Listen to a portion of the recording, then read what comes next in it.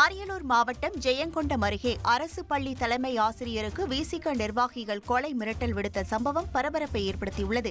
காட்டாத்தூரை சேர்ந்த விசிக நிர்வாகி பாக்கியராஜின் மகன் 10ஆம் வகுப்பில் குறைந்த மதிப்பெண் எடுத்ததால் விளந்தையில் உள்ள அரசு மேல்நிலைப் பள்ளியில் ஏ குரூப் கொடுக்கவில்லை என கூறப்படுகிறது.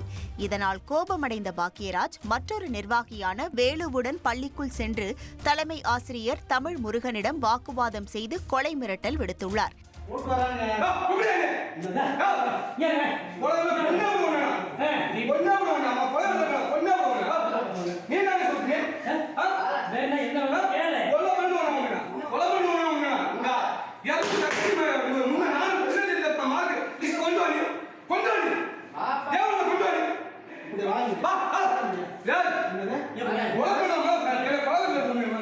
இதுகுறித்து காவல் நிலையத்தில் புகார் கொடுத்தும் நடவடிக்கை எடுக்கப்படாததால் போராட்டம் நடத்துவதாக ஆசிரியர்கள் அறிவித்தனர். பின்னர் போலீசார் வழக்கு பதிவு செய்து தலைமறைவான பாக்கியராஜ் மற்றும் வேலுவை தேடி வருகின்றனர்.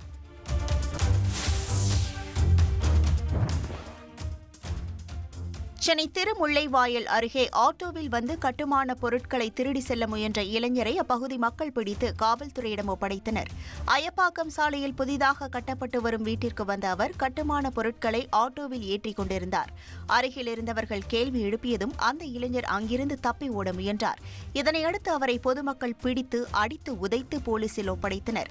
விசாரணையில் அவர் திருமுல்லைவாயலை சேர்ந்த சந்தோஷ்குமார் என்பதும் கட்டுமான பணிகள் நடைபெறும் இடங்களில் திருடுவதை அவர் வழக்கமாக கொண்டிருப்பதும் தெரியவந்தது. இந்த நிலையில் சந்தோஷ்குமார் கடந்த வாரம் அதே பகுதியில் இரும்பு பைப்புகள் மற்றும் இயந்திரங்களை திருடி செல்லும் சிசிடிவி காட்சி தற்போது வெளியாகியுள்ளது.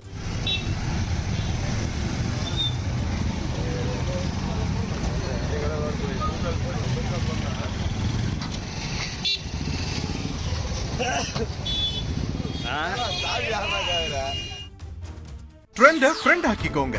2.5 கோடிக்கும் அதிகமான தந்தி டிவியின் சப்ஸ்கிரைபர்ஸ் அண்ட் ஃபாலோவர்ஸ் குடும்பத்துல நீங்களும் இணையுங்க.